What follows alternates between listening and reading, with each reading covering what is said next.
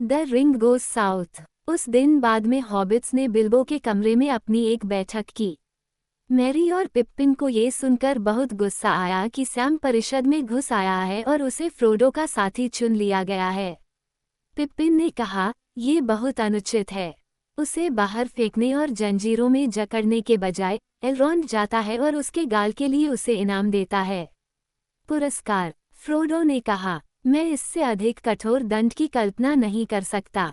तुम जो कह रहे हो वह तुम नहीं सोच रहे हो। इस निराशाजनक यात्रा पर जाने के लिए अभिशाप्त पुरस्कार। कल मैंने सपना देखा कि मेरा कार्य पूरा हो गया है और मैं यहाँ लंबे समय तक, शायद हमेशा के लिए, आराम कर सकता हूँ। मुझे आश्चर्य नहीं है, मेरी ने कहा, और मैं चाहती हूँ कि तुम ऐसा कर सको। लेकिन हम सैम से ईर्ष्या कर रहे हैं, तुमसे नहीं। अगर तुम्हें जाना है तो हम में से किसी के लिए भी पीछे रह जाना एक सज़ा होगी, चाहे वह रिवेंडेल में ही क्यों न हो। हम तुम्हारे साथ बहुत आगे तक आए हैं और कुछ कठिन समय से गुजरे हैं। हम आगे बढ़ना चाहते हैं। पिप्पिन ने कहा, मैं यही कहना चाहता था। हम हॉबिट्स को एक साथ रहना चाहिए और हम रहेंगे। मैं चला जाऊंगा जब तक कि वे मुझे जंजीरों में न बांध दें। इस समूह में कोई बुद्धिमान व्यक्ति अवश्य होगा।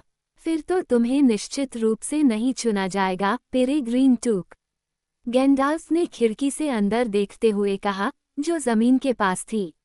लेकिन तुम सब बेकार में ही परेशान हो रहे हो। अभी कुछ भी तय नहीं हुआ है। कुछ भी तय नहीं हुआ, पिप्पिन चिल्लाया। फिर तुम सब क्या कर रहे थे? तुम घंटों तक चुप रहे। बातचीत, बिल्बो ने कहा। बहुत सारी बातें हुई और सभी की आंखें खुल गईं। यहाँ तक कि बूढ़े गैंडाल्फ की भी। मुझे लगता है कि गोलम के बारे में लेगोलास की थोड़ी सी खबर ने उसे भी चौंका दिया, हालांकि उसने इसे अनदेखा कर दिया। तुम गलत थे, गैंडाल्फ ने कहा। तुम असावधान थे। मैंने गोयहेर से पहले ही इसके बारे में सुन लिया था। अगर तुम जानना चाहते हो तो जैसा कि तुमने कहा, केवल तुम और फ्रोडो ही असली आंखें खोलने वाले थे और मैं अकेला था जो आश्चर्यचकित नहीं था। खैर, वैसे भी, बिल्बो ने कहा, बेचारे फ्रोडो और सैम को चुनने के अलावा कुछ भी तय नहीं हुआ था। मुझे हर समय डर लगता था कि अगर मुझे छोड़ दिया गया तो यह उस स्थिति तक पहुंच सकता है। लेकिन अगर आप मुझसे पूछें तो रिपोर्ट आने पर एलरॉन्ड काफी संख्या में लोगों को भेजेगा। क्या उन्होंने अभी तक शुरू कर दिया है? गैंडाल्फ। जादूगर ने कहा, हाँ, कुछ स्काउट्स को पहले ही भेज दिया गया है। कल और लोग जाएंगे। एलरॉन्ड एल्वेस को भेज रहा है और वे रेंजर्स से संपर्क करेंगे और शायद मिर्कुड में त्रंडुल के लोगों से भी। और आरागोन एलरॉन्ड के बेटों के साथ चला गया है। कोई भी कदम उठाने से पहले हमें कई मील तक चारों ओर की जमीनों की तलाशी लेनी होगी। इसलिए, फ्रोडो, हिम्मत रखो। तुम शायद यहाँ काफी लंबे समय तक रहोगे। सैम ने उदास होकर कहा। हम बस इतना इंतजार करेंगे कि सर्दी आ जाए। बिल्बो ने कहा, इसमें कोई मदद नहीं की जा सकती। यह आंशिक रूप से तुम्हारी गलती है, फ्रोडो मेरे दोस्त, मेरे जन्मदिन का इंतजार करने पर जोर देना। इसे सम्मान देने का एक अजीब तरीका, मैं सोचने से खुद को रोक नहीं सकता। एसबी को बैग एंड में जाने देने के लिए मुझे ये दिन नहीं चुनना चाहिए था। लेकिन ये बात है, तुम अब वसंत ऋतु तक इंतजार नहीं कर सकते और तुम रिपोर्ट आने तक नहीं जा सकते। जब पहली बार सर्दी का सितम शुरू होता है और ठंडी रात में पत्थर टूट जाते हैं, जब तालाब काले हो जाते हैं और पेड़ नंगे हो जाते हैं। जंगल में रहना बुरी बात है, लेकिन मुझे डर है कि यह सिर्फ तुम्हारा भाग्य होगा। मुझे डर है कि ऐसा होगा, गैंडाल्फ ने कहा। जब तक हमें राइडर्स के बारे में पता नहीं चल जाता, हम शुरू नहीं कर सकते। मैरी ने कहा, मैंने सोचा था कि वे सभी बाढ़ में नष्ट हो गए होंगे। तुम रिंग ऑफ रेथ को इस तरह नष्ट नहीं कर सकते, गैंडाल्फ ने कहा। उनके स्वामी की शक्ति उनमें है और वे उसके द्वारा खड़े या गिर सकते हैं। हम आशा करते हैं कि वे सभी घोड़े और मुखौटे उतार चुके होंगे और इसलिए कुछ समय के लिए कम खतरनाक हो गए होंगे, लेकिन हमें निश्चित रूप से पता लगाना होगा। इस बीच, आपको अपनी परेशानियों को भूलने की कोशिश करनी चाहिए, फ्रोडो। मुझे नहीं पता कि मैं आपकी मदद करने के लिए कुछ कर सकता हूँ या नहीं, लेकिन मैं आपके कानों में यह बात फुसफुसाऊंगा। किसी ने कहा था कि पार्टी में खुफिया जानकारी की आवश्यकता होगी। वह सही था। मुझे लगता है कि मैं आपके साथ चलूंगा। इस घोषणा पर फ्रोडो इतना खुश हुआ कि गैंडाल्फ खिड़की की चौखट से उठ गया, जहां वह बैठा था, और अपनी टोपी उतारकर सिर झुकाया। मैंने सिर्फ इतना कहा था कि मुझे लगता है कि मैं आऊंगा। अभी किसी बात पर भरोसा मत करो। इस मामले में एलरोंड और तुम्हारे दोस्त स्ट्राइडा के पास कहने के लिए बहुत कुछ होगा, जो मुझे याद दिलाता है मैं एलरोंड से मिलना चाहता हूँ। मुझे जाना चाहिए। तुम्हारे विचार से मैं यहाँ कितने समय तक रहूंगा? जब गैंडाल्फ चला गया तो फ्रोडो ने बिल्बो से पूछा। ओह, मुझे नहीं पता। मैं रिवेंडेल में बिताए दिनों की गिनती नहीं कर सकता, बिल्बो ने कहा। लेकिन मुझे लगता है कि यह काफी लंबा समय होगा। हम कई अच्छी बातें कर सकते हैं। मदद करने के बारे में क्या ख्याल है? क्या आप मुझे अपनी किताब के साथ छोड़ रहे हैं और अगली किताब पर काम शुरू करने जा रहे हैं? क्या आपने कोई अंत सोचा है? हाँ, कई हैं, और सभी अंधकार में और अप्रिय हैं, फ्रोडो ने कहा। ओह, यह नहीं चलेगा, बिल्बो ने कहा। किताबों का अंत अच्छा होना चाहिए। ये कैसे होगा? और वे सभी घर बसा लें और हमेशा खुशी खुशी साथ रहें। फ्रोडो ने कहा, अगर कभी ऐसा हुआ तो यह अच्छा होगा।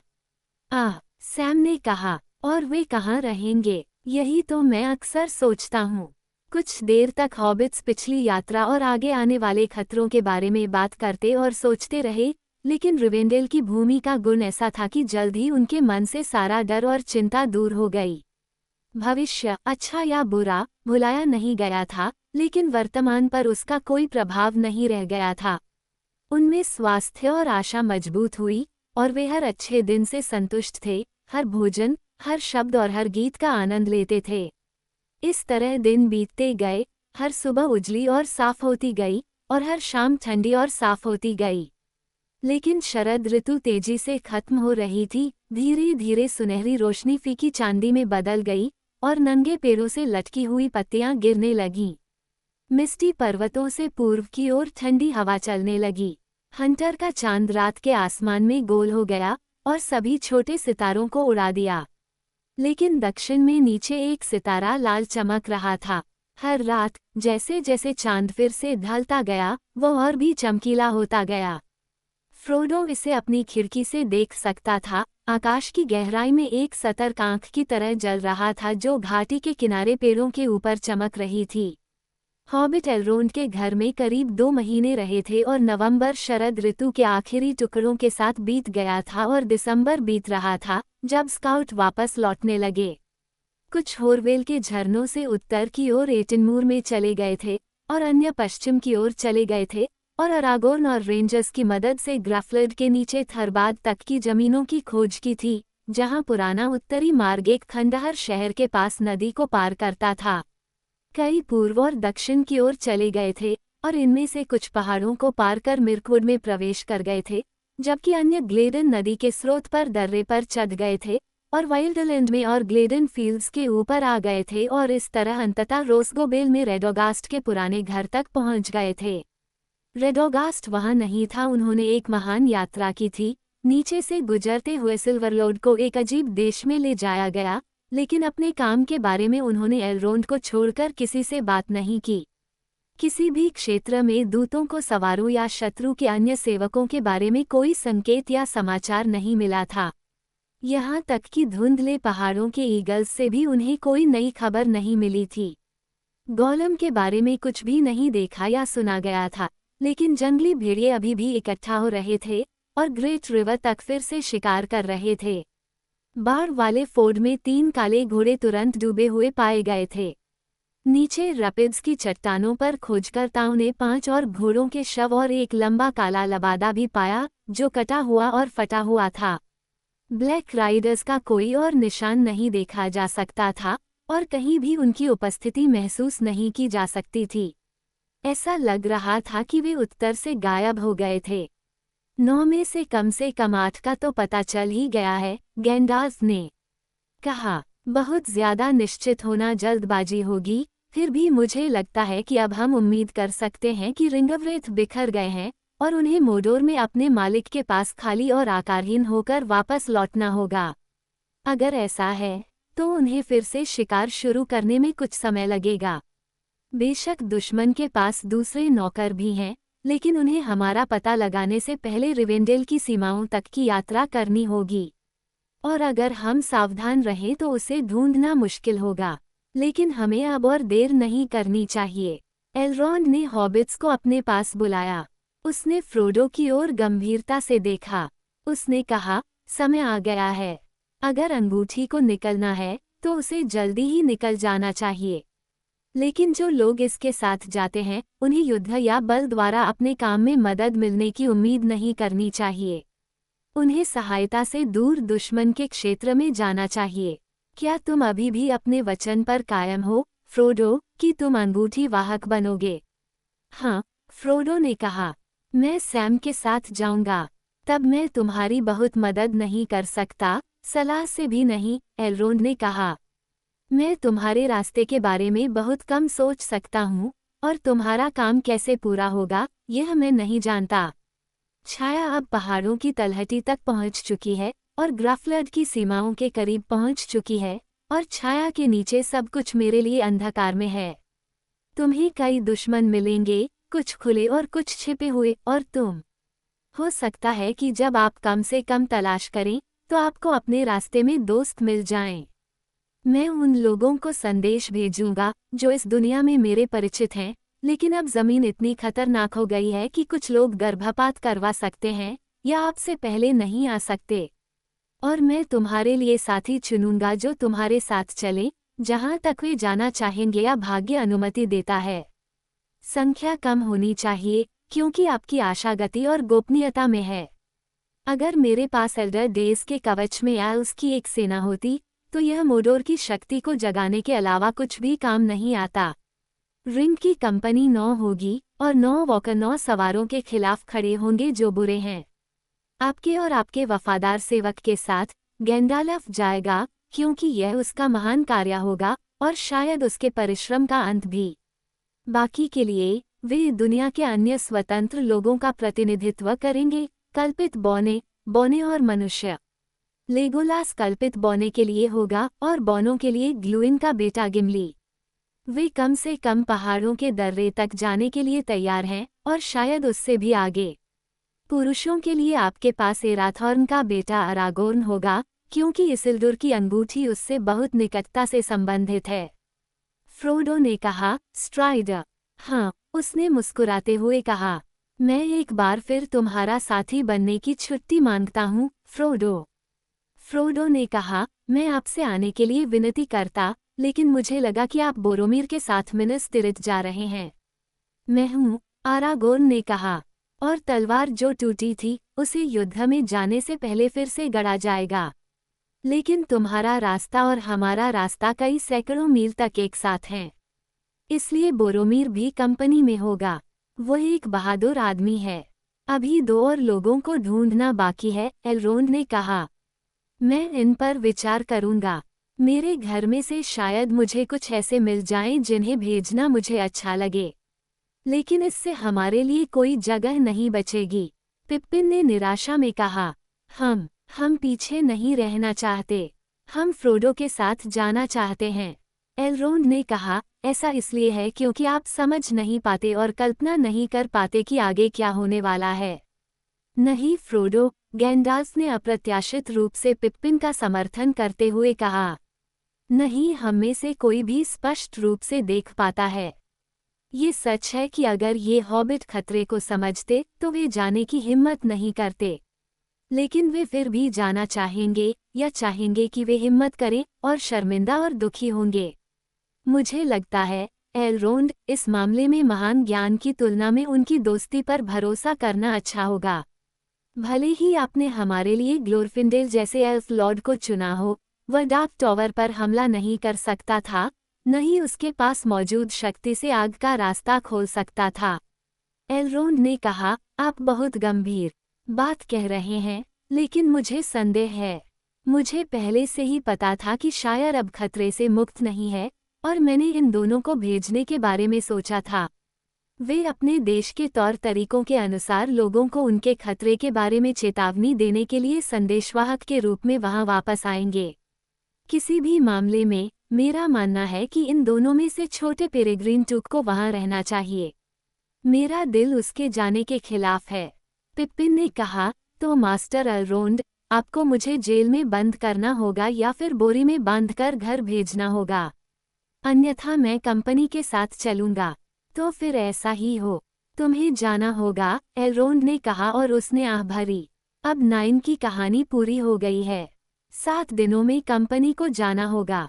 अलेंडल की तलवार को एल्विश कारीगरों ने फिर से गढ़ा था और इसकी धार पर अर्धचंद्र और किरणों वाले सूर्य के बीच 7 तारों की एक संरचना बनाई गई थी और उनके बारे में कई रून लिखे गए थे, क्योंकि एराथॉर्न का बेटा अरागोर्न मोडोर के मार्च पर युद्ध करने जा रहा था। जब वह तलवार फिर से पूरी तरह से बनी तो वह बहुत चमकदार थी। सूरज की रोशनी उसमें लाल चमक रही थी और चांद की रोशनी ठंडी चमक रही थी और उसकी धार सख्त और तीखी थी। और अरागोर्न ने इसे एक नया नाम दिया और इसे एंड्रिल, पश्चिम की ज्वाला कहा। अरागोर्न और गैंडाल्फ साथ साथ चलते या बैठते और अपने रास्ते और उन खतरों के बारे में बात करते जो उन्हें मिलने वाले थे, और वे एलरोंड के घर में मौजूद कहानियों और आकृतियों वाले नक्शों और किताबों पर विचार करते। कभी कभी फ्रोडो उनके साथ होता था, लेकिन वो उनके मार्गदर्शन पर निर्भर रहने से संतुष्ट था और वह बिल्बो के साथ जितना संभव हो सके उतना समय बिताता था। उन आखिरी दिनों में हॉबिट शाम को हॉल ऑफ फायर में एक साथ बैठते थे और वहाँ कई कहानियों के बीच उन्होंने बेरेन और लोथियन की कहानी और महान रत्न की जीत के बारे में पूरी कहानी सुनी। लेकिन दिन में, जब मेरी और पिप्पिन बाहर होते थे, फ्रोडो और सैम बिल्बो के साथ उसके अपने छोटे से कमरे में पाए जाते थे। तब बिल्बो अपनी किताब से अंश पढ़ता था जो अभी भी बहुत अधूरा लगता था, या उसकी कविताओं के टुकड़े, या फ्रोडो के रोमांच के नोट्स लेता था। आखिरी दिन की सुबह फ्रोडो बिल्बो के साथ अकेला था और बूढ़े हॉबिट ने अपने बिस्तर के नीचे से एक लकड़ी का बक्सा निकाला। उसने ढक्कन उठाया और अंदर टटोला। ये रही आपकी तलवार, उसने कहा, लेकिन ये टूटी हुई थी, तुम्हें पता है। मैंने इसे सुरक्षित रखने के लिए लिया था, लेकिन मैं ये पूछना भूल गया कि क्या लोहार इसे ठीक कर सकते हैं। अब समय नहीं है, इसलिए मैंने सोचा, शायद तुम्हें ये पसंद आएगी, है न? उसने बक्से से एक पुरानी, घिसी पिटी चमड़े की म्यान में एक छोटी तलवार निकाली। फिर उसने उसे खींचा और उसकी पॉलिश की हुई और अच्छी तरह से संभाली हुई धार अचानक चमक उठी, ठंडा और चमकीला। ये स्टिंग है, उसने कहा, और इसे बिना किसी प्रयास के लकड़ी के बीम में गहराई तक धकेल दिया। ले लो, अगर तुम चाहो तो।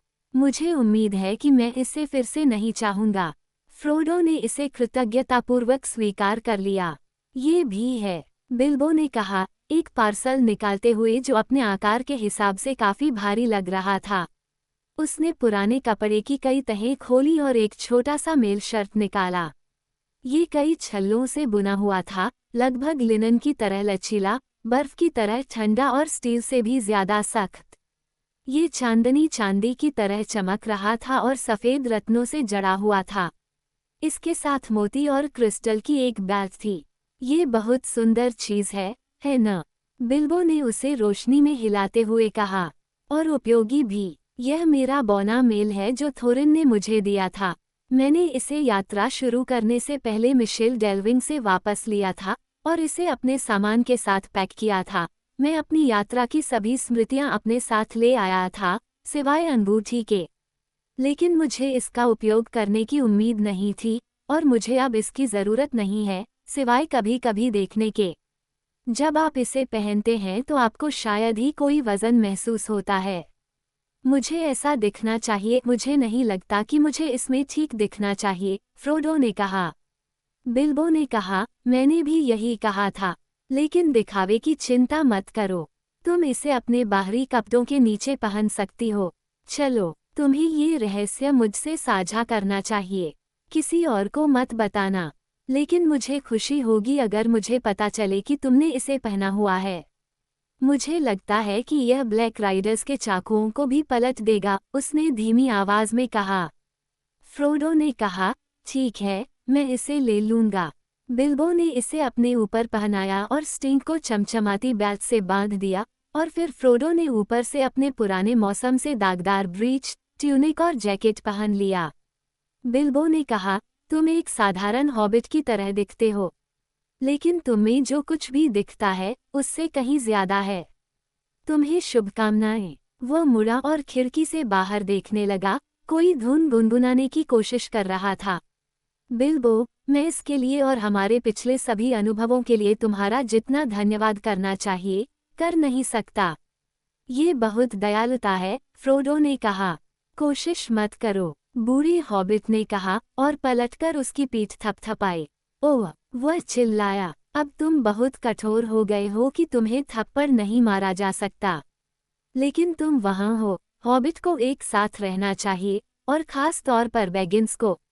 मैं बदले में बस इतना ही मांगता हूँ, जितना हो सके अपना ख्याल रखना। और जितनी भी खबरें तुम ला सकते हो, और जितने भी पुराने गाने और कहानियाँ तुम्हें मिल सकती हैं, उन्हें वापस लाना। मैं तुम्हारे लौटने से पहले अपनी किताब खत्म करने की पूरी कोशिश करूँगा। मैं दूसरी किताब लिखना चाहूँगा। अग मैं बच गया। वह रुका और फिर से खिड़की की ओर मुड़ा, धीमे स्वर में गाना गाता हुआ। मैं आग के पास बैठती हूँ और उन सब बातों के बारे में सोचती हूँ जो मैंने देखी हैं, गर्मियों में घास के मैदानों में खिले फूलों और तितलियों के बारे में। शरद ऋतु में पीले पत्ते और पतले बाल थे, सुबह की धुंध और मेरे बालों पर चांदी की धूप और हवा। मैं आग के पास बैठकर सोचता हूँ कि दुनिया कैसी होगी जब सर्दी आएगी और मैं कभी वसंत नहीं देख पाऊंगा। क्योंकि अभी भी ऐसी बहुत सी चीजें हैं जो मैंने पहले कभी नहीं देखी। हर जंगल में, हर झरने में एक अलग हरियाली होती है। मैं आग के पास बैठकर बहुत पहले के लोगों के बारे में सोचता हूँ, और उन लोगों के बारे में भी जो एक ऐसी दुनिया देखेंगे जिसे मैं कभी नहीं जान पाऊंगा। लेकिन जब भी मैं बैठकर उन दिनों के बारे में सोचता हूँ, तो दरवाजे पर लौटते पैरों और आवाज़ों की आवाज़ सुनता हूँ। दिसंबर के अंत में एक ठंडा धूसर दिन था। पूर्वी हवा पेड़ों की नंगी शाखाओं के बीच से बह रही थी, और पहाड़ियों पर काले चीड़ के पेड़ों में उबल रही थी। ऊपर से घने बादल तेजी से गुजर रहे थे, काले और कम। जैसे ही शाम की उदास छायाएं गिरने लगी, कंपनी ने निकलने की तैयारी कर ली। उन्हें शाम को निकलना था, क्योंकि एलरोंड ने उन्हें सलाह दी थी कि वे ऐसा न करें। वे जब भी संभव होता रात के अंधेरे में यात्रा करते, जब तक कि वे रिवेंडेल से बहुत दूर नहीं पहुंच जाते। तुम्हें सौरोन के सेवकों की अनेक आंखों से डरना चाहिए, उसने कहा। मुझे संदेह नहीं है कि सवारों की पराजय की खबर पहले ही उसके पास पहुंच चुकी है, और वह क्रोध से भर जाएगा। अब जल्द ही उसके जासूस पैदल और पंखों पर उत्तरी देशों में विदेश में होंगे। यहाँ तक कि तुम्हें अपने रास्ते पर चलते समय ऊपर के आकाश से भी सावधान रहना चाहिए। कंपनी ने युद्ध के लिए बहुत कम उपकरण लिए थे, क्योंकि उनकी उम्मीद युद्ध में नहीं बल्कि गोपनीयता में थी। आरागोन के पास इंड्रिल तो था, लेकिन कोई दूसरा हथियार नहीं था, और वह केवल जंगलगे हरे और भूरे रंग के कपड़े पहने हुए जंगल के रेंजर के रूप में आगे बढ़ा। बोरोमीर के पास इंड्रिल जैसी ही एक लंबी तलवार थी, लेकिन वह उससे कम वंश का था और उसके पास एक ढाल और युद्ध सींग भी थी। पहाड़ियों की घाटियों में ये बहुत तेज और स्पष्ट सुनाई देता है, उसने कहा, और फिर गोंडोर के सभी दुश्मनों को भागने दो। इसे अपने होठों से लगाते हुए उसने एक जोरदार फूंक मारी, और उसकी गूंज एक चट्टान से दूसरी चट्टान तक पहुंच गई, और रिवेंडेल में जिसने भी यह आवाज़ सुनी, वह अपने पैरों पर खड़ा हो गया। एलरोंड ने कहा, बोरोमीर, तुम्हें धीरे धीरे उस सींग को फिर से बजाना चाहिए, जब तक कि तुम एक बार फिर अपनी भूमि की सीमा पर खड़े न हो जाओ, और तुम्हें सख्त जरूरत न हो। बोरोमीर ने कहा, हो सकता है, लेकिन मैंने हमेशा बाहर निकलते समय अपने सींग को बजने दिया है, और भले ही उसके बाद हम छाया में चलें, लेकिन मैं रात में चोर की तरह बाहर नहीं निकलूंगा। बॉने गिमली ने अकेले ही स्टील के छल्लों वाली एक छोटी शर्ट पहनी हुई थी, क्योंकि बॉने बोझ को हल्के में उठाते हैं, और उसकी बेल्ट में एक चौड़ी धार वाली कुल्हाड़ी थी।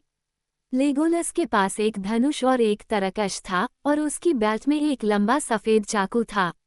युवा हॉबिट्स ने बैरों से ली गई तलवारें पहनी थीं, लेकिन फ्रोडो ने केवल स्टिंग लिया, और उसका मेल कोट, जैसा कि बिल्बो चाहता था, छिपा हुआ था। गैंडाल्फ ने अपना डंडा उठाया, लेकिन उसके बगल में एल्वेन तलवार ग्लैमरड्रिंग थी, जो ऑक्रिस्ट की साथी थी और जो अब लोनली माउंटेन के नीचे थोरिन की छाती पर पड़ी थी।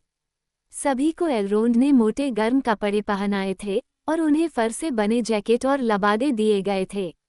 अतिरिक्त भोजन, कपड़े, कंबल और अन्य ज़रूरत की चीज़ें एक टट्टू पर लाद दी गई थीं, जो कोई और नहीं बल्कि वह बेचारा जानवर था जिसे वे ब्री से लाए थे। रिवेंडेल में रहने से उसमें बहुत बड़ा बदलाव आया था। वह चमकदार था और उसमें युवाओं की ताकत थी। सैम ने ही उसे चुनने पर जोर दिया था, ये कहते हुए कि बिल, जैसा कि वह उसे पुकारता था, उदास हो जाएगा अगर वह नहीं आया। वह जानवर लगभग बोल सकता है, उसने कहा, और अगर वह यहाँ ज्यादा समय तक रुका तो वह बात करेगा। उसने मुझे इतनी साफ निगाह से देखा जैसे पिप्पिन बोल सकते थे, अगर तुम मुझे अपने साथ नहीं जाने दोगे, सैम, तो मैं खुद ही तुम्हारे पीछे आ जाऊंगा। इस तरह बिल बोझा ढोने वाले जानवर की तरह जा रहा था, फिर भी वह कंपनी का एकमात्र सदस्य था जो उदास नहीं लग रहा था। उनकी विदाई आग के पास बड़े हॉल में हो चुकी थी और अब वे केवल गैंडाल्फ का इंतजार कर रहे थे, जो अभी तक घर से बाहर नहीं आया था। खुले दरवाजों से आग की रोशनी की एक किरण आ रही थी और कई खिड़कियों में हल्की रोशनी चमक रही थी। बिल्बो एक लबादा उड़े हुए फ्रोडो के बगल में दरवाजे की चौखट पर चुपचाप खड़ा था। आरागोर्न अपने सिर को घुटनों पर झुकाए बैठा था। केवल एलरोंड ही पूरी तरह से जानता था कि इस घड़ी का उसके लिए क्या मतलब है। दूसरों को अंधेरे में ग्रे आकृतियों के रूप में देखा जा सकता था। सैम टट्टू के पास खड़ा था, अपने दांत चूस रहा था और उदास भाव से उस अंधेरे को देख रहा था जहां नीचे नदी गरज रही थी। रोमांच की उसकी इच्छा अपने सबसे निचले स्तर पर थी। बिल, मेरे लड़के, उसने कहा, तुम्हें हमारे साथ नहीं रहना चाहिए था।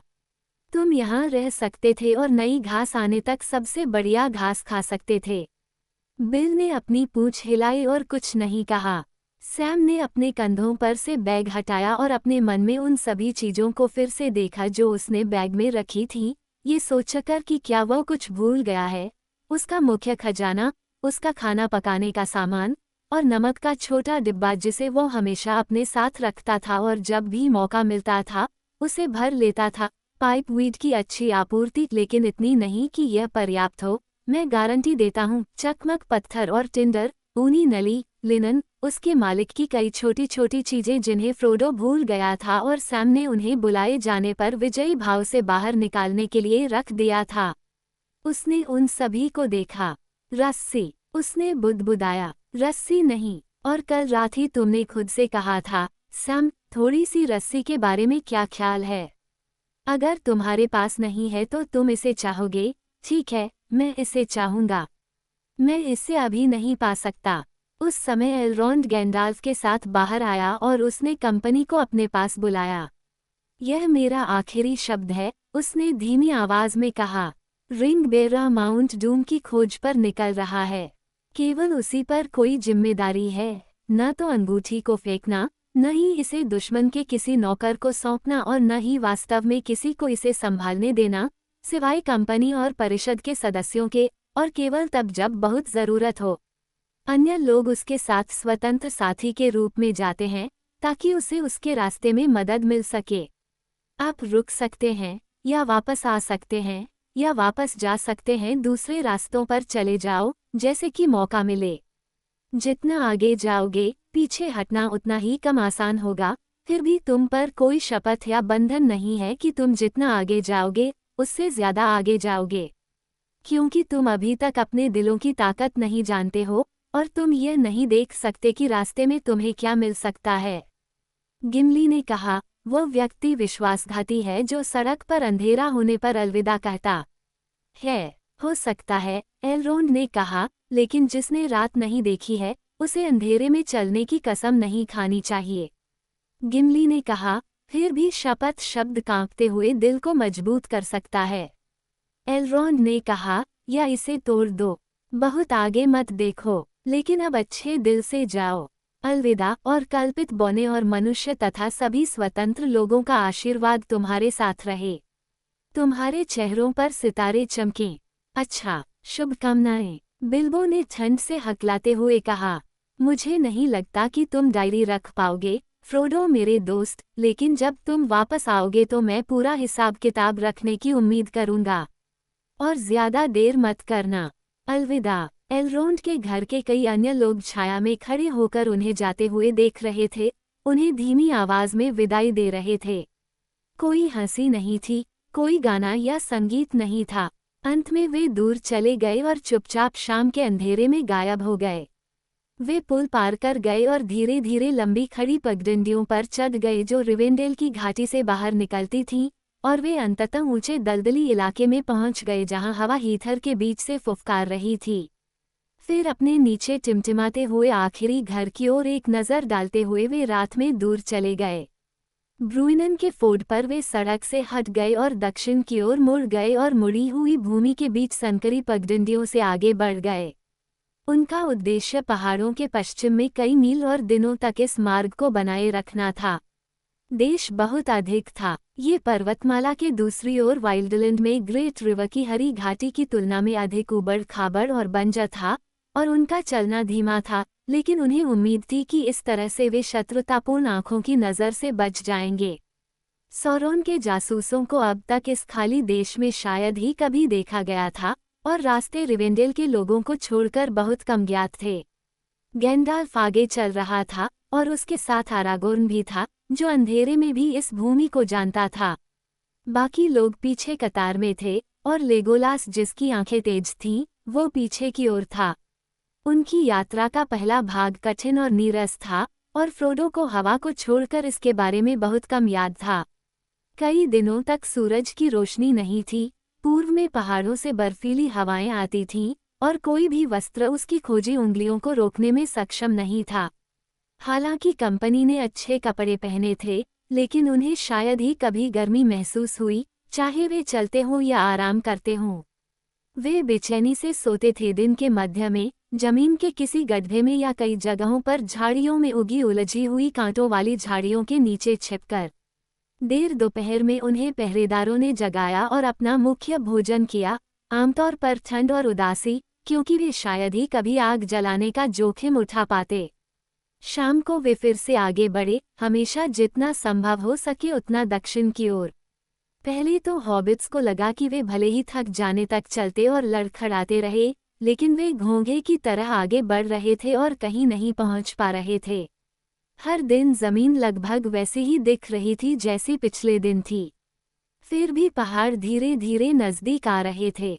रिवेंडेल के दक्षिण में वे और भी ऊंचे उठ गए और पश्चिम की ओर झुक गए, और मुख्य श्रृंखला के पैरों के आसपास एक और चौड़ी भूमि उजाड़ पहाड़ियों और अशांत जल से भरी गहरी घाटियां थीं। रास्ते कम और घुमावदार थे और अक्सर उन्हें किसी खड़ी चट्टान के किनारे या खतरनाक दलदल में ले जाते थे। वे 2 सप्ताह तक यात्रा करते रहे जब मौसम बदल गया। हवा अचानक कम हो गई और फिर दक्षिण की ओर मुड़ गई। तेज गति से बहते बादल हट गए और पिघल गए, और सूरज निकल आया, पीला और चमकीला। एक लंबी लड़खड़ाती रात के मार्च के अंत में एक ठंडी साफ सुबह हुई। यात्री एक छोटी पहाड़ी पर पहुंचे, जिसके ऊपर प्राचीन होली के पेड़ थे, जिनके भूरे हरे तने पहाड़ियों के पत्थरों से बने प्रतीत होते थे। उगते सूरज की रोशनी में उनके काले पत्ते चमक रहे थे और उनके जामुन लाल चमक रहे थे। दूर दक्षिण में फ्रोडो ऊंचे पहाड़ों की धुंधली आकृतियां देख सकता था जो अब कंपनी द्वारा लिए जा रहे रास्ते के दूसरी ओर खड़ी लग रही थीं।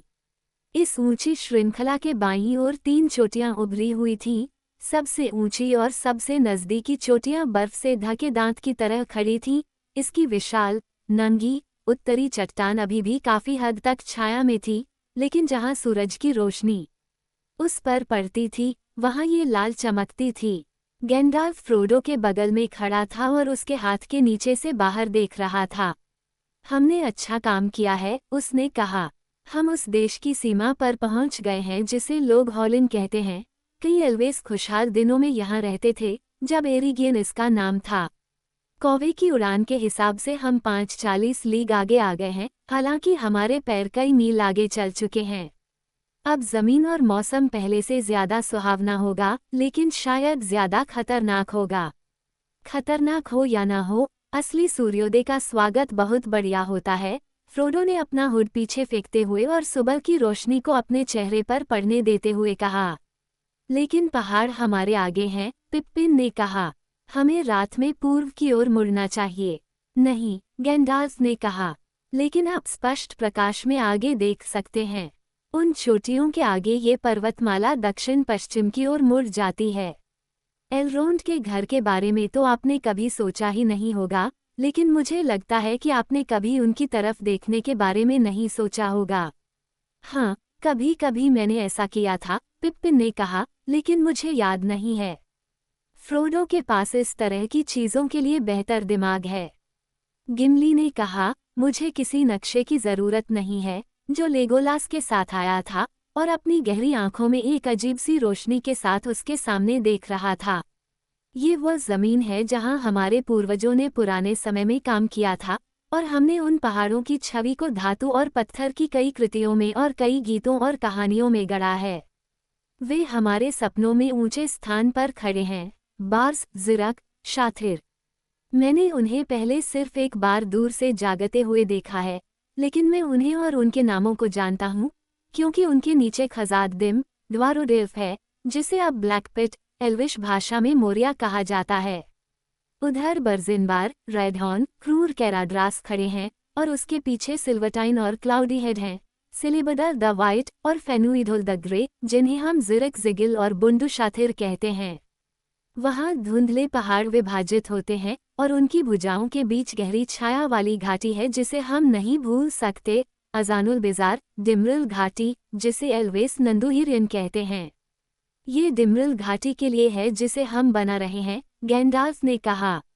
अगर हम रेडहॉर्न गेट नामक दर्रे पर चढ़ते हैं, जो कि काराद्रास के दूर के हिस्से के नीचे है, तो हम डिमरल सीढ़ी से नीचे बौनों की गहरी घाटी में उतरेंगे। वहाँ मिर्मेया है, और वहाँ सिल्वर लोड नदी अपने बर्फीले झरनों में उगती है। गिमली ने कहा, खीलीब जवरम का पानी काला है, और किबिल नवला के झरने ठंडे हैं। मेरा दिल इस विचार से कांप उठता है कि मैं उन्हें जल्द ही देख पाऊंगा। गैंडाल्फ ने कहा, मेरे अच्छे बौने, तुम्हें इस दृश्य का आनंद मिले। लेकिन तुम जो भी करो, हम कम से कम उस घाटी में तो नहीं रह सकते। हमें सिल्वरलोड से नीचे गुप्त जंगल में जाना होगा, और फिर ग्रेट रिवर तक जाना होगा, और फिर। वह रुका। हाँ, और फिर कहाँ?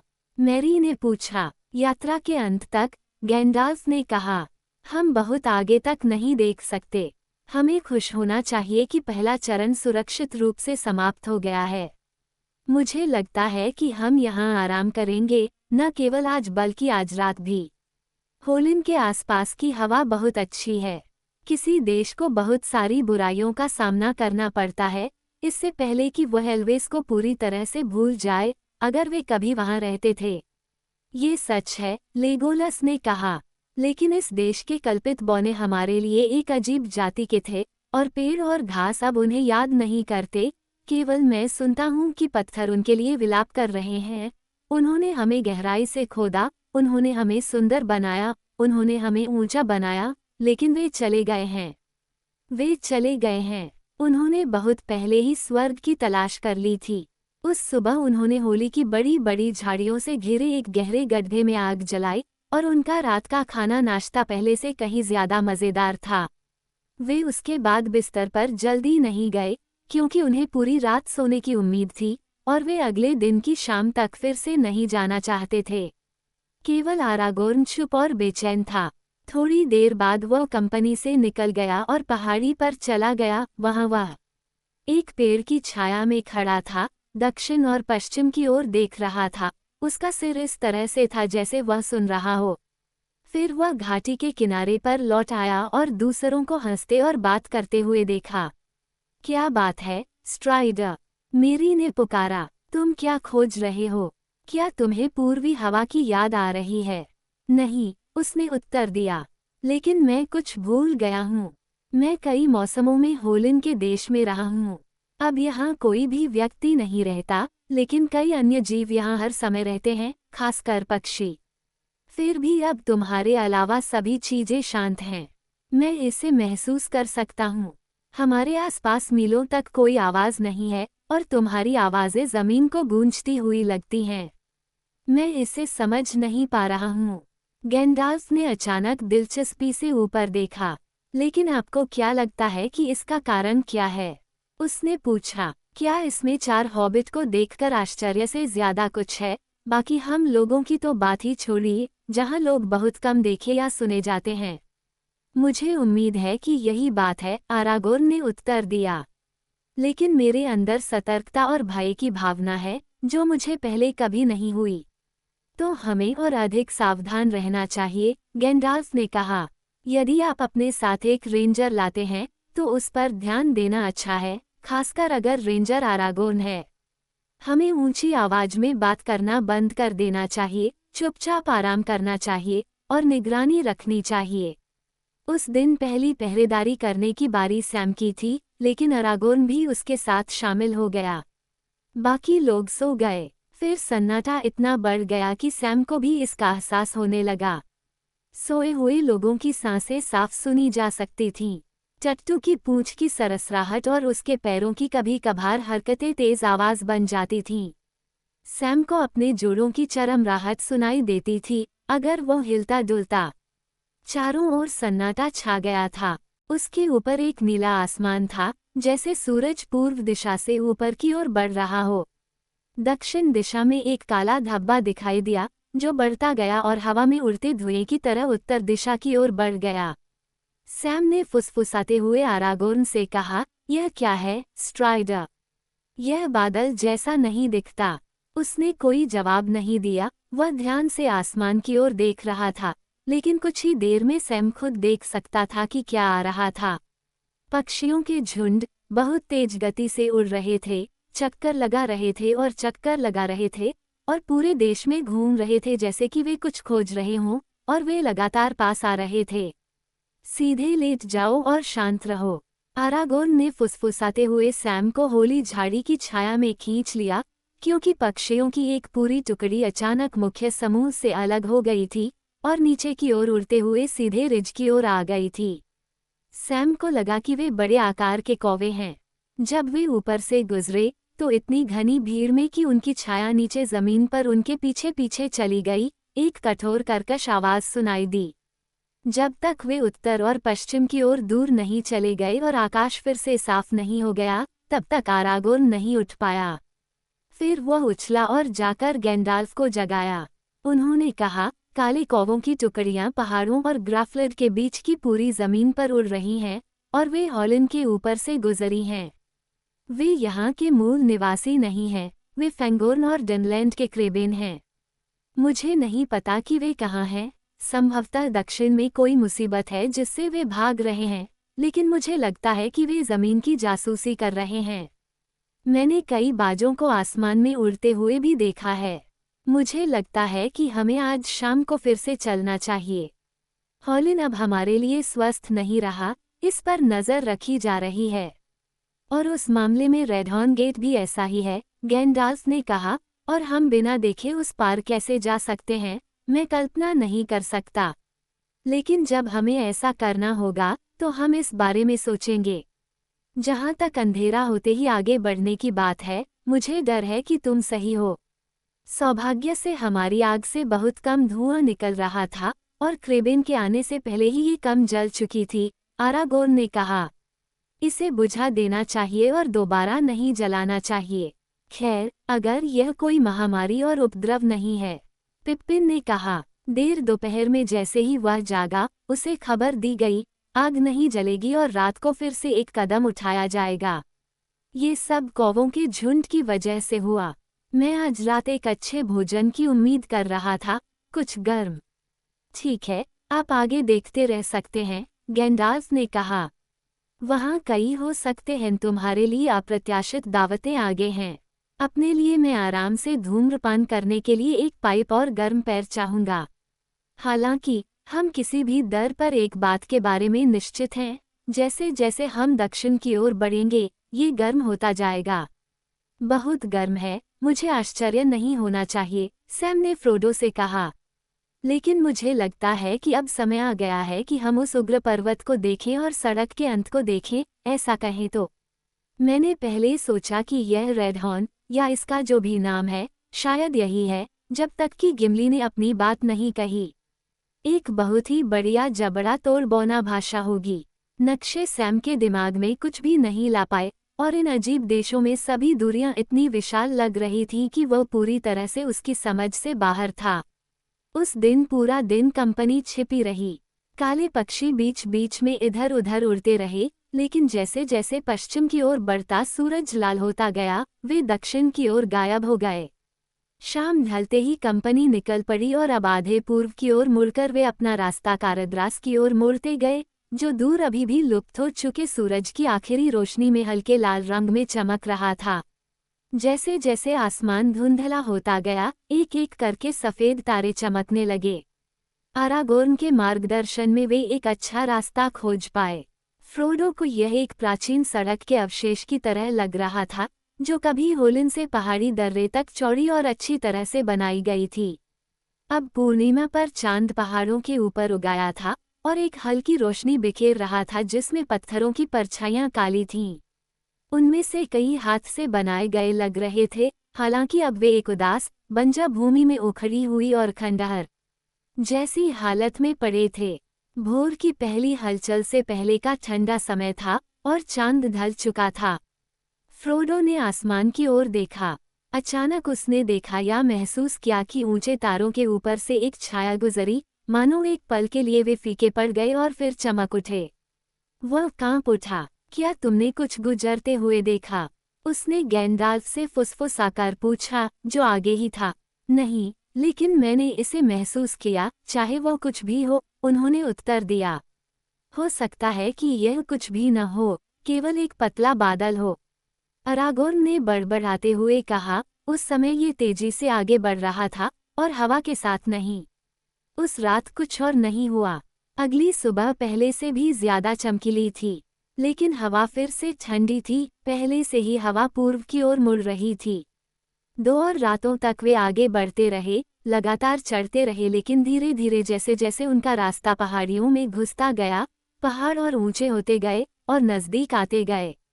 तीसरी सुबह उनके सामने कैराद्रास उभरा, एक शक्तिशाली चोटी, चांदी की तरह बर्फ से ढकी हुई, लेकिन खड़ी चट्टान के साथ नंगी पीठ, गहरे लाल जैसे खून से सने हों। आसमान में काली छाया छा गई थी और सूरज फीका पड़ गया था। हवा अब उत्तर पूर्व की ओर मुड़ गई थी। गैंडाल्फ ने हवा सूंघी और पीछे देखा। सर्दी हमारे पीछे गहराती जा रही है, उसने अरागोर्न से धीरे से कहा। उत्तर की ओर की पहाड़ियां पहले से कहीं ज्यादा सफेद हैं, बर्फ उनके कंधों से काफी नीचे तक जमी हुई है। आज रात हम रेडहॉर्न गेट की ओर ऊंचे रास्ते पर चलेंगे। हो सकता है कि हम उस संकरे रास्ते पर पहरेदारों की नज़र में आ जाएं और कोई बुरी चीज हमें रोक ले, लेकिन मौसम किसी भी दुश्मन से ज्यादा खतरनाक साबित हो सकता है। आरागोर्न, अब तुम अपने रास्ते के बारे में क्या सोचते हो? फ्रोडो ने ये शब्द सुने और समझ गया कि गैंडाल्फ और आरागोर्न किसी बहस को जारी रखे हुए थे जो बहुत पहले शुरू हो चुकी थी। उसने उत्सुकता से सुना। आरागोर्न ने उत्तर दिया, जैसा कि आप अच्छी तरह जानते हैं गैंडाल्फ, मुझे लगता है कि शुरू से अंत तक हमारा रास्ता अच्छा नहीं है, और जैसे जैसे हम आगे बढ़ेंगे, ज्ञात और अज्ञात खतरे बढ़ते जाएंगे। आगे बढ़ो, लेकिन हमें आगे बढ़ना ही होगा और पहाड़ों के पार जाने में देरी करना हमारे लिए अच्छा नहीं है। आगे दक्षिण में कोई दर्रा नहीं है, जब तक कि कोई रोहन की खाई तक न पहुंच जाए। सरुमन की आपकी खबर के बाद से मुझे उस रास्ते पर भरोसा नहीं है। कौन जानता है, अब अश्व प्रभुओं के मार्शल किस ओर सेवा करते हैं? कौन जानता है, गैंडाल्फ ने कहा। लेकिन एक और रास्ता है, और वो भी कैराद्रास के रास्ते से नहीं, वो अंधकार में और गुप्त रास्ता जिसके बारे में हमने बात की है। लेकिन चलो इस बारे में फिर से बात नहीं करते, अभी नहीं। मैं दूसरों से भीख मांगता हूँ, जब तक ये स्पष्ट न हो जाए कि कोई और रास्ता नहीं है। हमें आगे बढ़ने से पहले निर्णय लेना होगा, गैंडाल्फ ने उत्तर दिया। अरागोर्न ने कहा, तो फिर हम इस मामले पर अपने मन में विचार कर लें, जबकि बाकी लोग आराम करें और सो जाएं। देर दोपहर में, जब बाकी लोग अपना नाश्ता खत्म कर रहे थे, गैंडाल्फ और आरागोर्न एक साथ अलग चले गए और कैराद्रास को देखते हुए खड़े हो गए। अब उसके दोनों तरफ अंधेरा और उदासी थी और उसका सिर भूरे बादल में था। फ्रोडो उन्हें देख रहा था, सोच रहा था कि बहस किस तरफ जाएगी।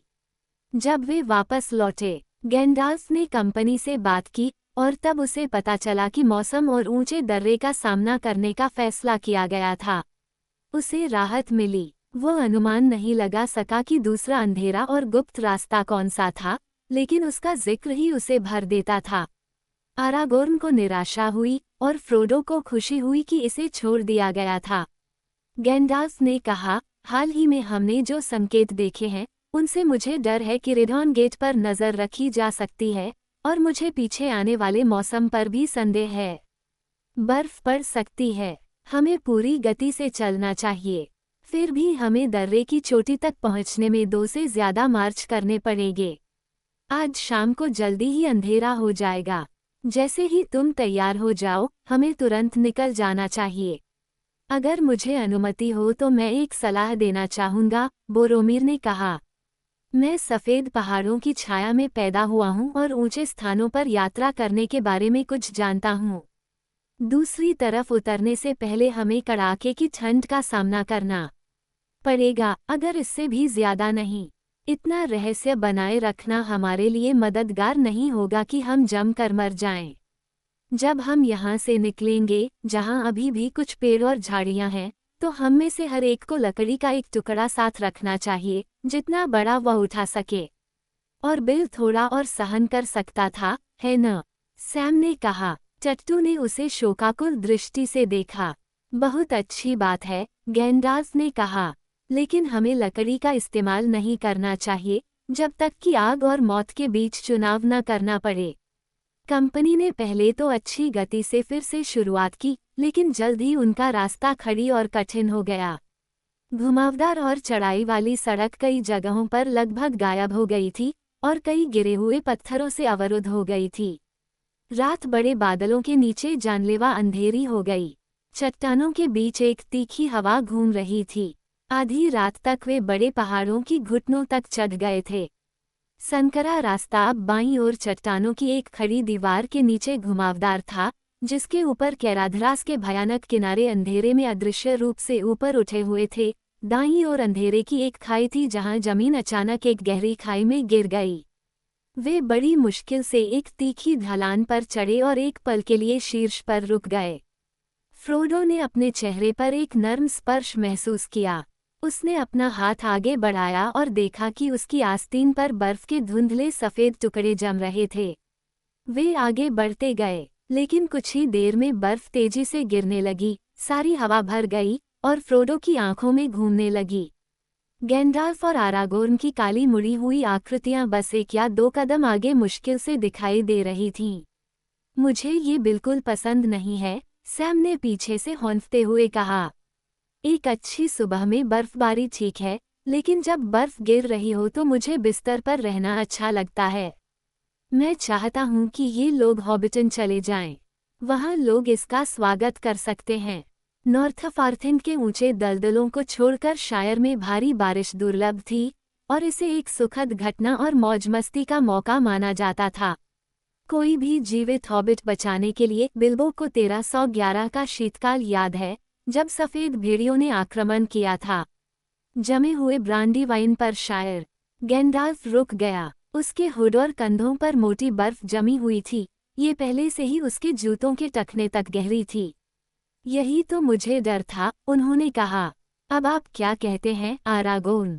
मुझे भी इसका डर था, आरागोर्न ने उत्तर दिया, लेकिन अन्य चीज़ों से कम। मुझे बर्फबारी का खतरा मालूम था, हालांकि दक्षिण में बहुत ज़्यादा बर्फबारी नहीं होती, सिवाय पहाड़ों की ऊंचाई पर।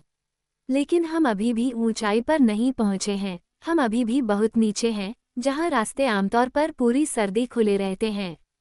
मुझे आश्चर्य है कि क्या ये दुश्मन की चाल है, बोरोमिर ने कहा। मेरे देश में कहा जाता है कि वह मोडोर की सीमाओं पर स्थित छाया के पहाड़ों में आने वाले तूफानों को नियंत्रित कर सकता है।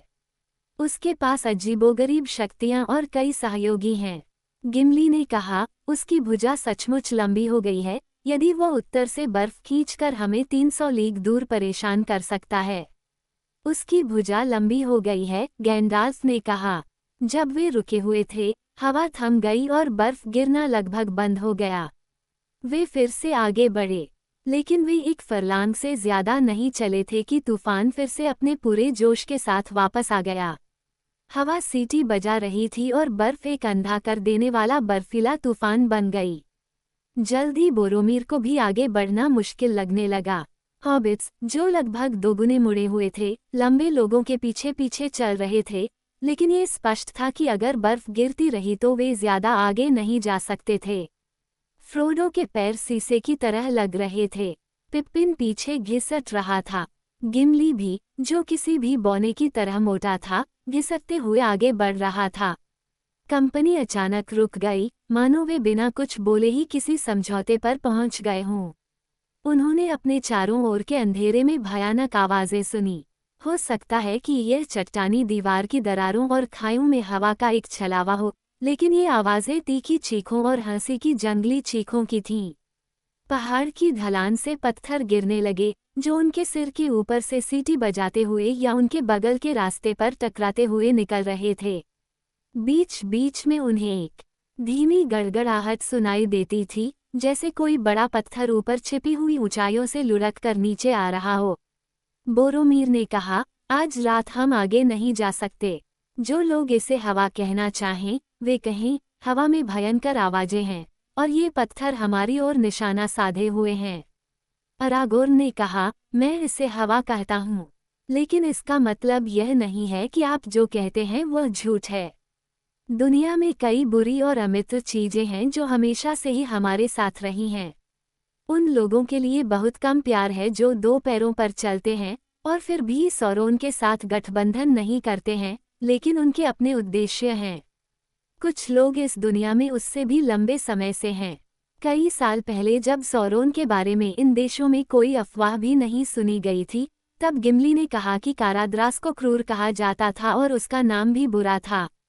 गैंडाल्फ ने कहा, इससे कोई फर्क नहीं पड़ता कि दुश्मन कौन है, अगर हम उसके हमले को विफल नहीं कर सकते। लेकिन हम क्या कर सकते हैं? पिप्पिन ने दुखी होकर कहा। वह मैरी और फ्रोडो पर झुका हुआ था और कांप रहा था। गैंडाल्फ ने कहा, या तो हम जहां हैं वहीं रुक जाएं या वापस चले जाएं। यहाँ आगे बढ़ना बेकार है। अगर मुझे ठीक से याद है तो थोड़ा ऊपर जाने पर यह रास्ता चट्टान से निकलकर एक लंबी कठोर ढलान के नीचे एक चौड़े उथले गर्त में चला जाता है। हमें वहां बर्फ, पत्थरों या किसी और चीज से बचने के लिए कोई आश्रय नहीं मिलेगा।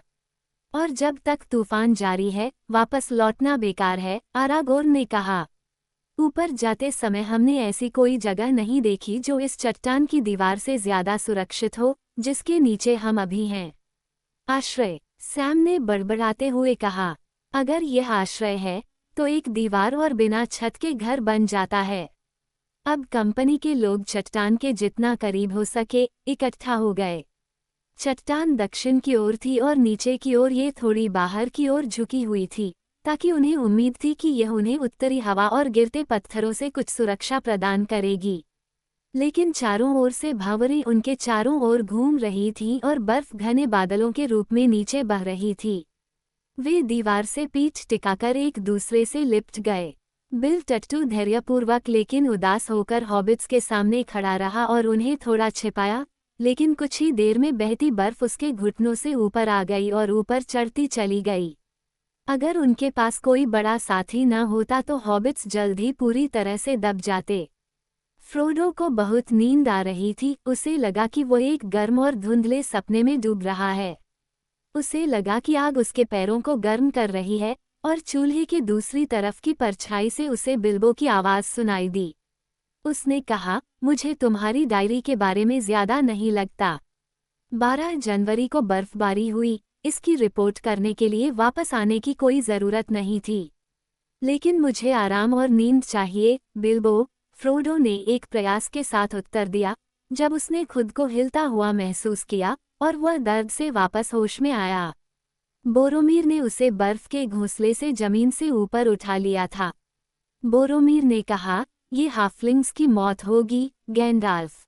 जब तक बर्फ हमारे सिर के ऊपर नहीं चली जाती, तब तक यहाँ बैठना बेकार है। हमें खुद को बचाने के लिए कुछ करना होगा। उन्हें ये दे दो, गैंडाल्फ ने अपने बैग में खोजते हुए और एक चमड़े की कुप्पी निकालते हुए कहा। बस एक और हम सबके लिए। ये बहुत कीमती है। यह मिरुवर है, इम्लाद्रिस का कॉर्डियल। एलरोंड ने इसे हमारे विदा होते समय मुझे दिया था।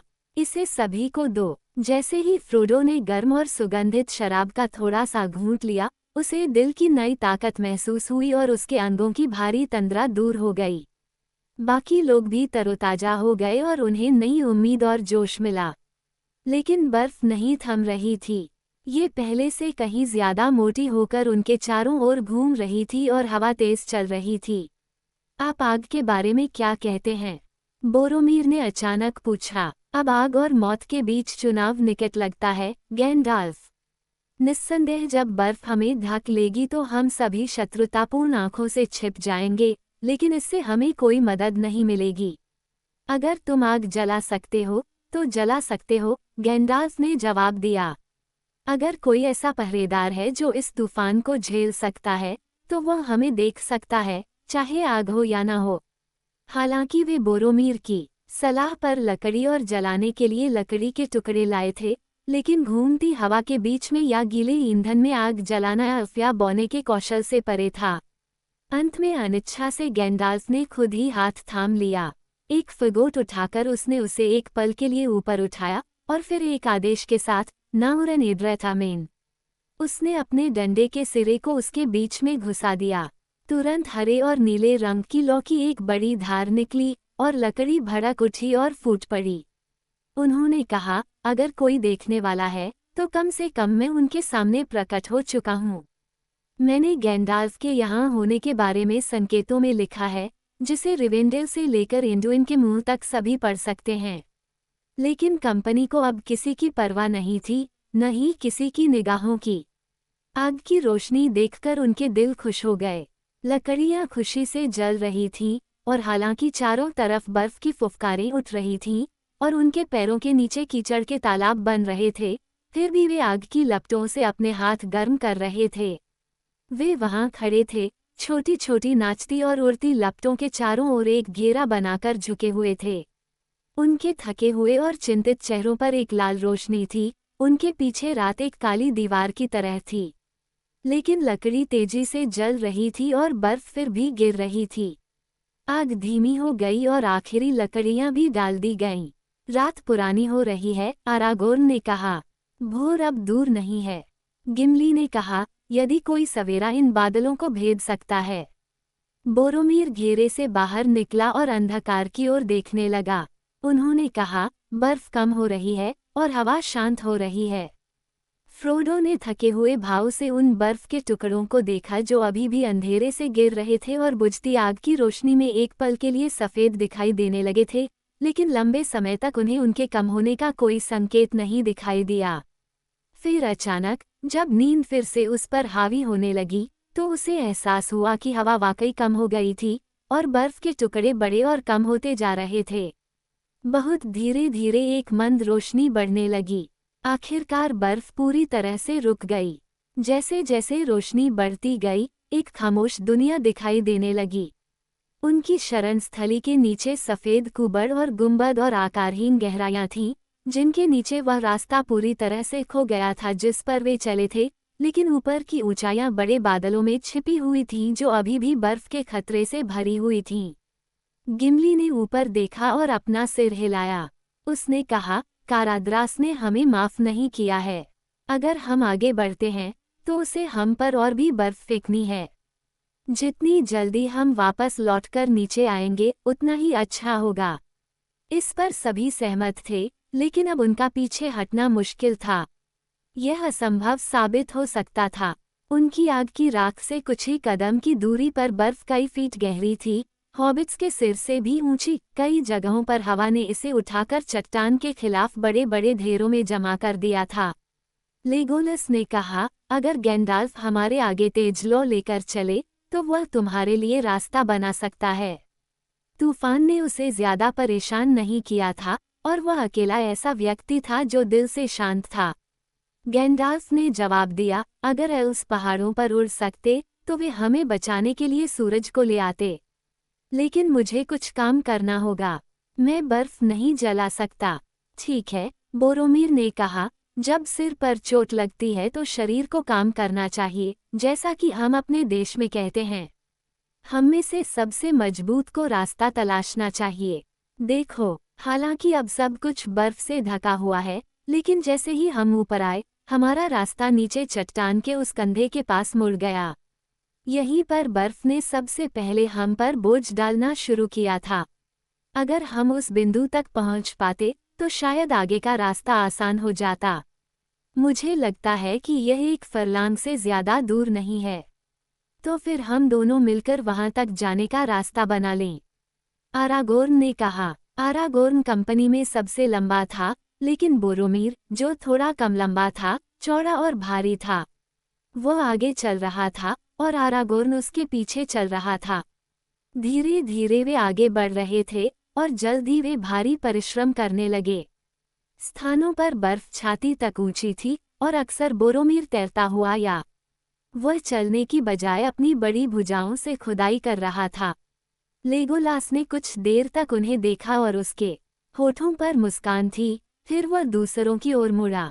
सबसे मजबूत को रास्ता तलाशना चाहिए, तुम कहते हो, लेकिन मैं कहता हूँ, एक हलवाहे को हल चलाने दो, लेकिन तैरने के लिए एक ऊदबिलाव को चुनो और घास और पत्ती या बर्फ पर हल्के से दौड़ने के लिए एक एल्फ।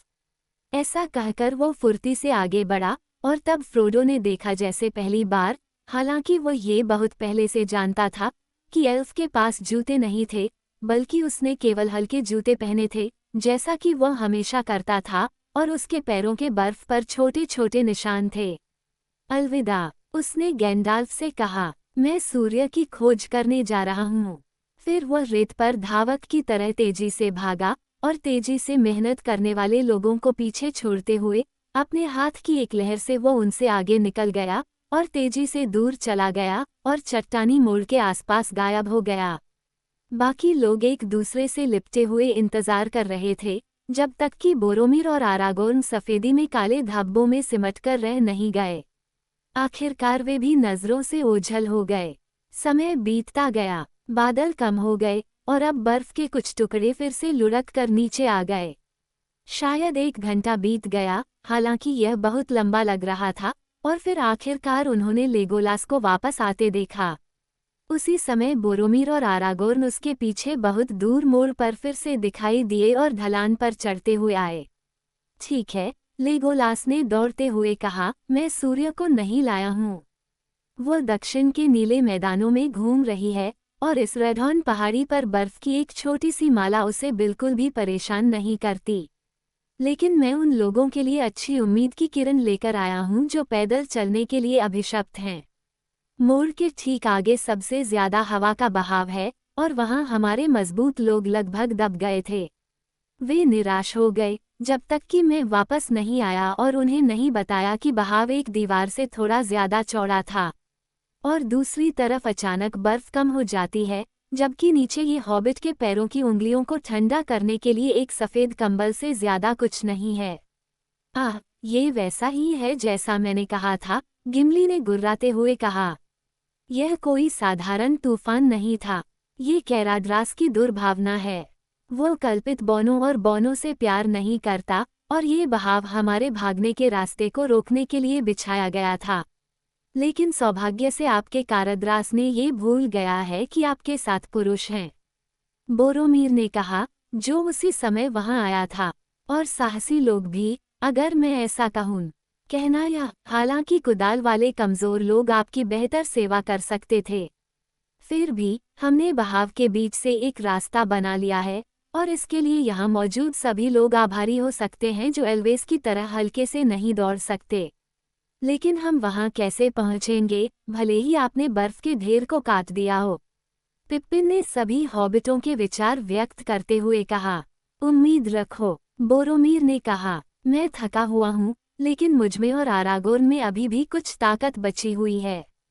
हम छोटे लोगों को संभाल लेंगे। बेशक दूसरे लोग हमारे पीछे का रास्ता अपना लेंगे। आइए, मास्टर पेरेग्रिन, मैं आपसे शुरुआत करूंगा। उसने हॉबिट को उठा लिया। मेरी पीठ से चिपट जाओ। मुझे मेरी बाहों की जरूरत पड़ेगी, उसने कहा और आगे बढ़ गया। मैरी के साथ आरागोर्न पीछे आ गया। पिप्पिन को उसकी ताकत पर आश्चर्य हुआ। उसने देखा कि उसने अपने बड़े अंगों के अलावा किसी और उपकरण से पहले ही रास्ता बना लिया था। अब भी वो जितना बोझिल था, वो अपने पीछे आने वालों के लिए रास्ता चौड़ा कर रहा था और चलते समय बर्फ को एक तरफ धकेल रहा था। वे अंततः विशाल बहाव के पास पहुंचे। ये पहाड़ी रास्ते पर एक सीधी और अचानक दीवार की तरफ फैला हुआ था और इसकी चोटी, मानो चाकुओं से आकार दी गई हो, बोरोमीर की ऊंचाई से दुगुनी से भी अधिक ऊंची थी। लेकिन बीच में एक रास्ता बनाया गया था जो पुल की तरह ऊपर नीचे हो रहा था।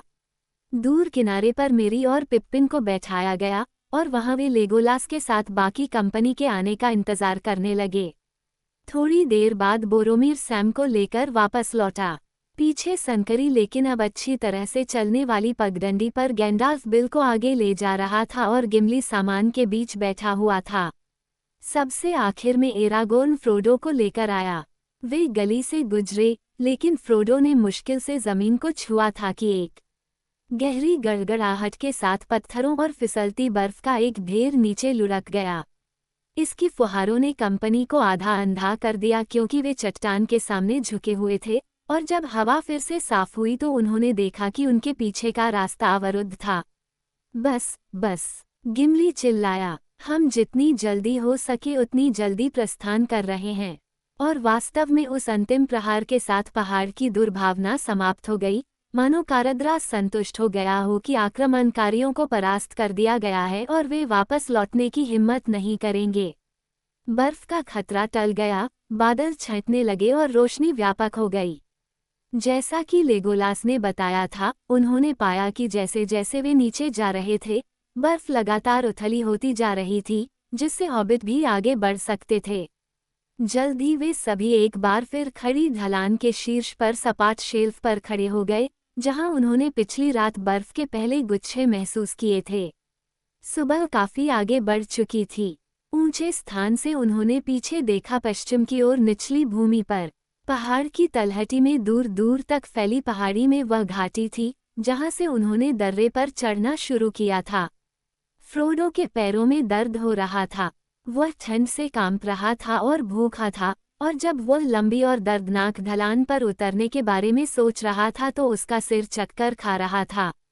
उसकी आंखों के सामने काले धब्बे तैर रहे थे। उसने उन्हें रगड़ा, लेकिन काले धब्बे बने रहे। उसके नीचे दूरी पर, लेकिन अभी भी निचली तलहटी से ऊपर, हवा में काले बिंदु चक्कर लगा रहे थे। पक्षी फिर से, अरागोर्न ने नीचे की ओर इशारा करते हुए कहा। अब इसमें कोई मदद नहीं की जा सकती, गैंडाल्फ ने कहा। चाहे वे अच्छे हो या बुरे, या उनका हमसे कोई लेना देना न हो, हमें तुरंत नीचे जाना होगा। हम कैराद्रास के घुटनों पर भी एक और रात के गिरने का इंतजार नहीं करेंगे। उनके पीछे ठंडी हवा बह रही थी जब वे रेडहॉर्न गेट की ओर पीठ करके ढलान से नीचे की ओर थके हुए लड़खड़ाते हुए जा रहे थे। कैराद्रास ने उन्हें हरा दिया था,